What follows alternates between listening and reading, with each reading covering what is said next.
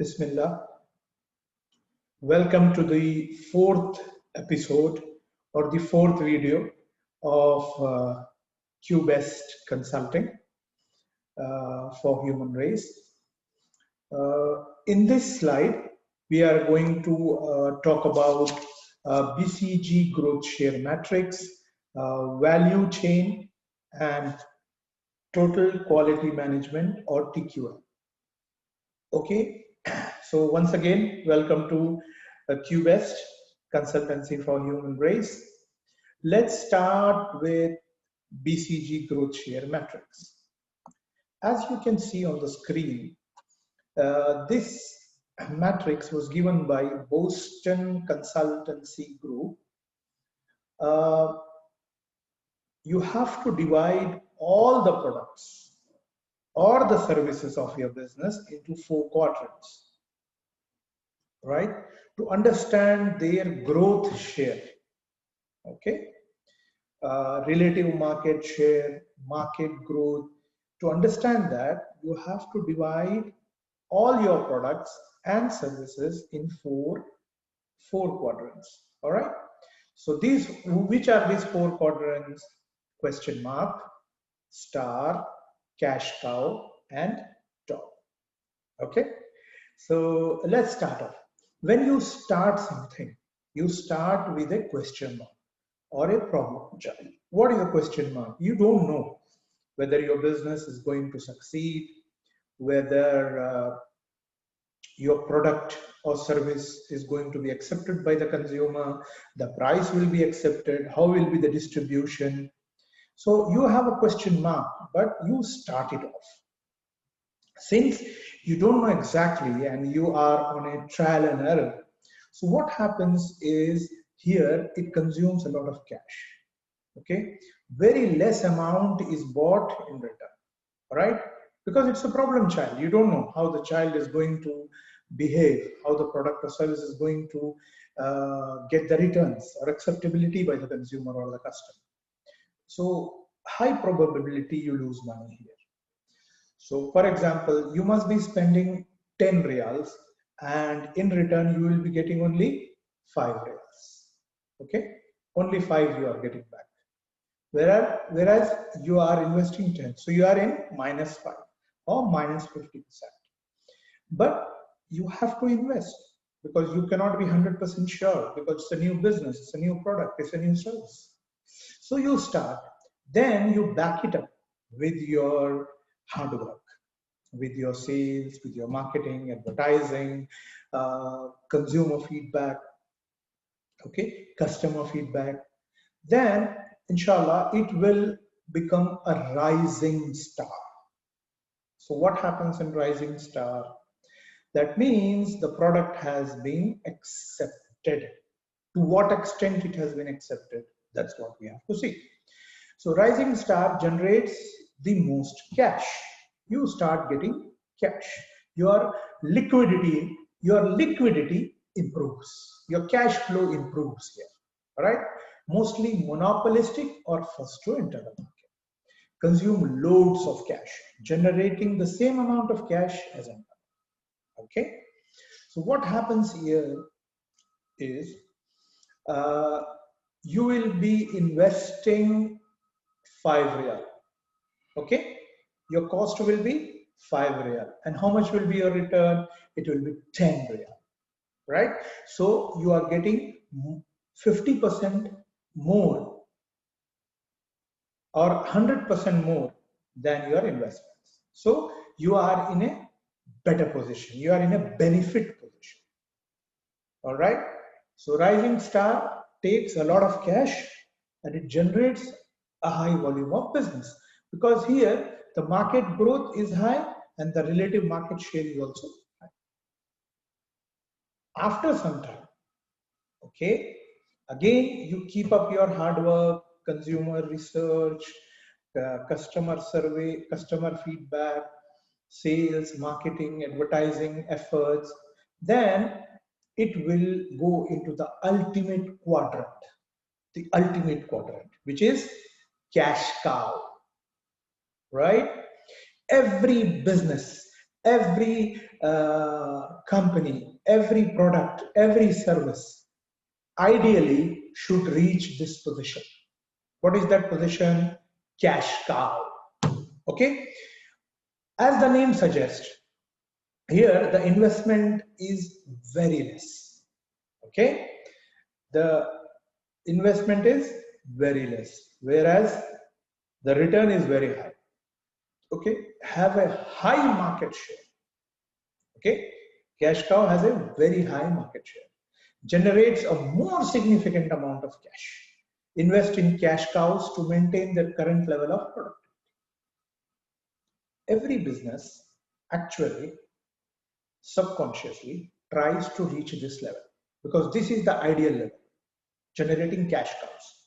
Now, to explain it in a simple way, you feed the cow 1 real. How much you feed the cow? 1 real. It's a 1 real feed. And how much you get in return? You get in return 10 real. Okay? 10 real. 1 real investment and 10 real return. Understood? So this is the ideal position. Now, you will be happy, isn't it? You're investing only 1 real, you're getting 10 real. So 9 times is your return.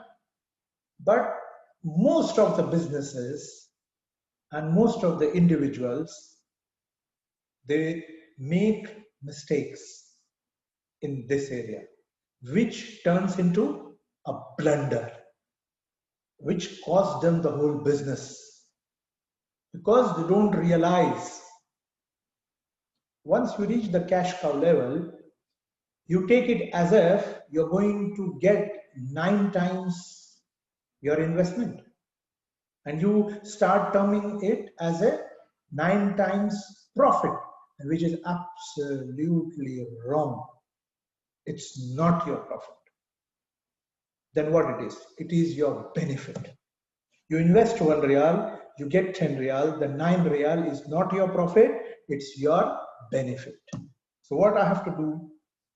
You take profit 1 to 2 real only. And what do you do with the 6 to 7 real? You keep it for reinvestment. Reinvestment in what? Reinvestment in rising stars, in question marks. So that you have cash cows in pipeline. Why should I have cash cows in pipeline? I have a cash cow, that's enough. That's where I told you, that's where individuals and businesses make mistakes. See, cash cow, you have to term it in a very, very practical way. It's a product, and every product has a life cycle. Once it achieves the peak, it goes into down. It goes down. All right? It will go down from the peak. So every cow has a lifespan, 2 years, 3 years, 4 years, 5 years, max. It will give you milk. After that, it will stop giving milk. All right? And that will cause a disaster. That will cause your business to close down. Sorry. Why? Because now you have a habit. 1 real, okay? 1 real to 10 real, right? 1 to 10. This is your habit. But that's not going to happen once the first cash cow is gone. And if you don't plan, you'll be out of business. By that time, you must have increases your expenses, you must have expanded, you must have hired more people, more offices, your expenses are too high. You will not be able to sustain. So you have to close the business. So what I have to do, I have to plan it. Before this product reaches saturation, before this cow stops giving milk, I have to get ready with other cash cows. Cash cow number 2, right? Cash cow number 2, cash cow number 3, cash cow number 4, cash cow number 5. I have to generate, keep generating cash cows. From where I will generate? From the rising stars, from the question marks. All right. So what happens after the cash cow reaches saturation, or the product reaches saturation? It becomes a dog. There is no yield anymore. you have to sell the dog, sell the product, or discontinue the product. I hope you have understand clearly why we have to keep all the products or services in these quadrants to know their relative market share and market growth. Simple, how much I have to invest and how much I am getting the return. And how to plan for more cash cows in the pipeline. All right. Okay, let's go to the next slide, which is value chain. It was given by Michael Porter. Michael Porter's value chain. What he has termed is all the different segments or sectors or divisions of the company, they have to work on a single frequency. What is that frequency? Creating value for the customer. Everybody should work. It's not just the sales. Yeah, it's not just the sales. Everybody in the organization. Now, on this point, I would like to add, I have done sales training modules in companies where I make the sales team especially, as well as all the other employees, understand this point. Why you have to work in a single frequency to create value for the customer, right? Because that is your ultimate ambition. Because any product, any service you are selling is going to be consumed by a consumer. So you have to create a value for the consumer, for the customer. Okay. What are the different departments in a company? Inbound logistics, right? Operations, outbound logistics, marketing and sales, services, procurement, technology department, technology development, human resource management, HR, firm infrastructure. Everybody has to work on a single frequency to create value for the customer. Okay, I have made a simple explanation which you can see in the bottom. Suppose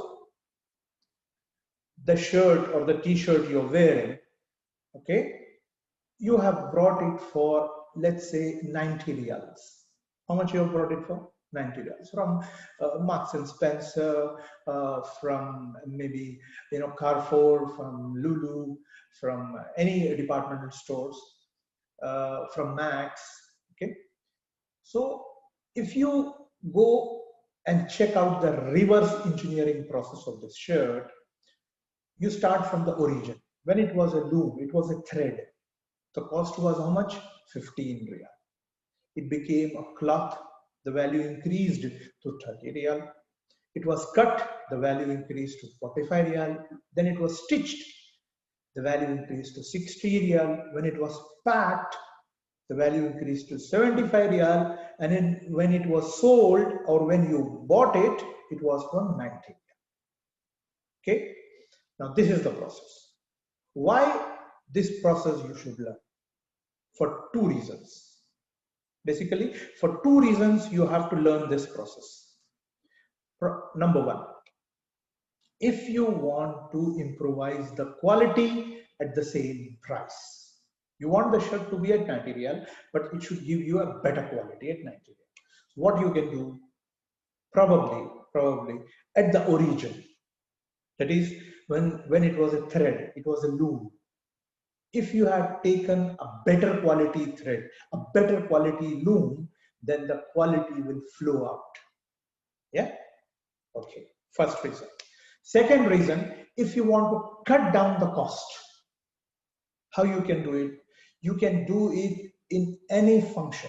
I have seen 6 functions. In the 6 functions, anywhere you can cut down the cost. Or you may be able to cut down the cost 1 riyal per section. So what will happen? 6 sections means you can reduce the cost by 6 riyal. So instead of 90 riyal, you can sell this product for 84 riyal. Absolutely. So what will happen? You will pass on the benefit of 6 riyal to the consumer. The consumer will be happy. Number one. Second, you will have an edge over your competitor because the same quality at 84 riyal, your competitor will not be able to produce or sell. All right. So this is the importance of value chain. All right. If you want to learn more about value chain, you can please contact me. And moreover, I have been doing sales training on this part in different companies, and I assure you, I motivate the people with the long-term, medium-term, and short-term goals in a way without you spending anything extra on the salaries, on packages, or anything. They will give you better results than the previous ones. All right. Okay. Let's go to the next slide.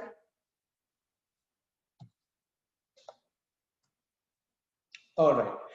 This is TQM, Total Quality Management. Here we are going to study 6 functions. Okay.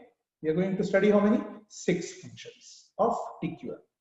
Okay, let's go with the definition. A core definition of total quality management describes a management approach to long-term success through customer satisfaction. What is the core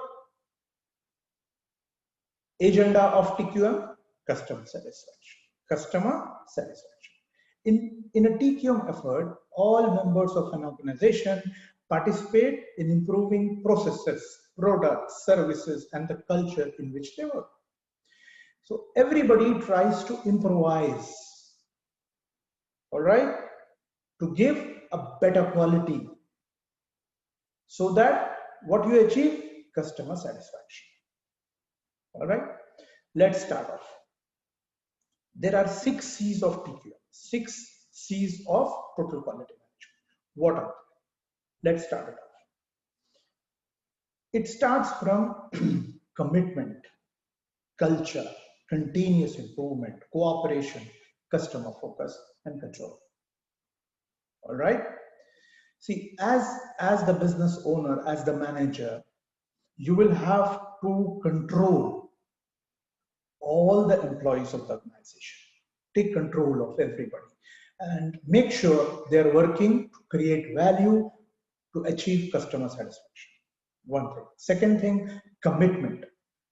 You should be first committed, and then the same commitment should pass on through all the employees. They should be committed towards the growth of the company and their own growth as well.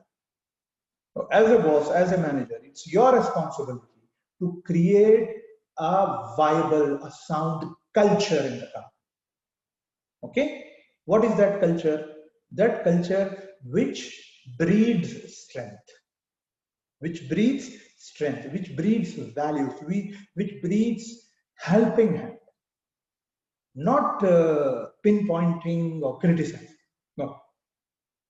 We deal with human beings. Everybody has got their own pluses and minuses. So please, the culture means you create a viable atmosphere, a viable culture, a work culture.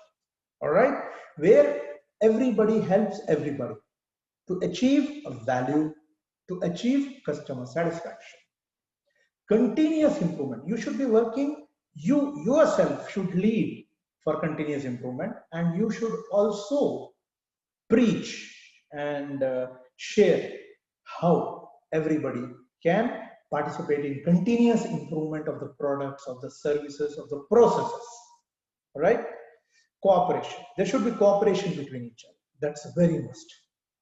You know, you have seen in cricket, you have seen in football, without cooperation, the team can never achieve. If you work for only yourself, the team will never achieve. Okay, you should complement each other. All right. Customer focus. Final point. Why you are doing all this? Based on customer focus, based on customer surveys, based on customer feedbacks. Okay, everything should work towards customer focus. All right. So with that, we end today's session.